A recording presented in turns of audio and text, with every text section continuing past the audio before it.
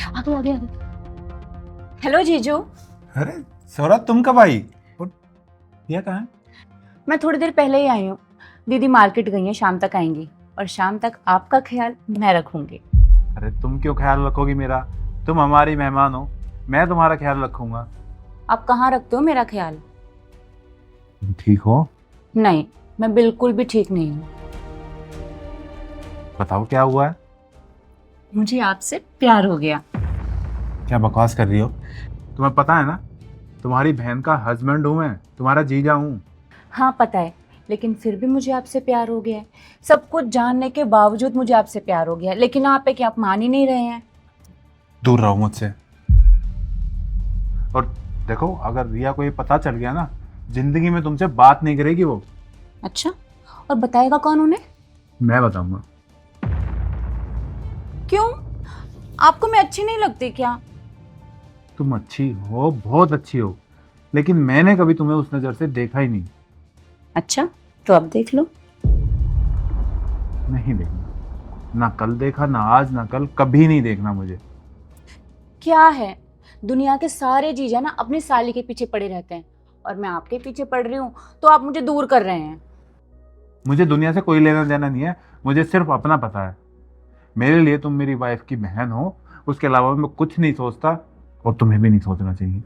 पर मैं तो सोचती हूँ। मैं तो शुरू से अपने आप को आपकी आधी घरवाली मानती हूँ। क्या बकवास कर रही हो तुम? बकवास नहीं कर रही, सच बोल रही हूँ। मैं तो शुरू से अपने आप को आधी घरवाली ही मानती हूँ।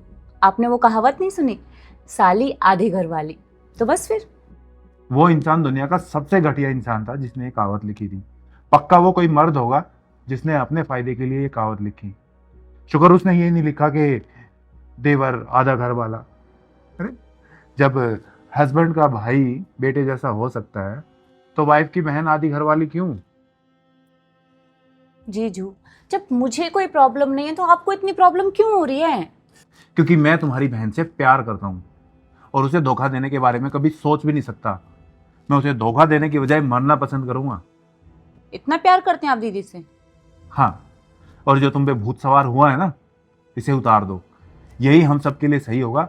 नहीं तो अगर तुम्हारी बहन को पता चला, मैंने उसे बताया, तो जिंदगी में तुमसे बात नहीं करेगी और उनकी नज़रों में हमेशा के लिए गिर जाओगी। तो ये सब हुआ है, यहीं ख़त्म कर दो। और जब तक रिया नहीं आ जाती, मैं भारी वेट करूंगा। वाह दीदी, मान गए। जीजू आपसे कितना प्यार करते हैं। मैंने कहा था ना, तेरे जीजू सबसे ज्यादा प्यार मुझसे ही करते हैं, और मेरे अलावा ना किसी के बारे में सोच भी नहीं सकते। हाँ भाई, मैं मान गई। अब चलो चलो तुमको सच बताते हैं। संजू, रिया, तुम यहीं थी? हाँ मैं अंदर ही थी और मैंने सब कुछ अपने कानों से सुना भी। लेकिन ये तो कह रही थी कि तुम मार्केट गई हुई हो। अरे वो एक्चुअली हुआ क्या, स्वरा ना मुझे अपनी एक फ्रेंड के बारे में बता रही थी। उसके हस्बैंड ने अपनी साली के साथ मिलकर उसको चीट कर दिया। ये बोल रही थी कि सारे मर्द ना एक जैसे होते हैं, मौका मिलते ही धोखा दे देते हैं। मैंने इसे बोला ऐसा कुछ नहीं है, सारे मर्द एक जैसे नहीं होते, और मेरे हस्बैंड तो बिल्कुल भी ऐसे नहीं है। यकीन ही नहीं कर रही थी, तो मैंने इसे यकीन दिलाने के लिए ऐसे ही मजाक मजाक में तुम्हारा छोटा सा टेस्ट ले लिया।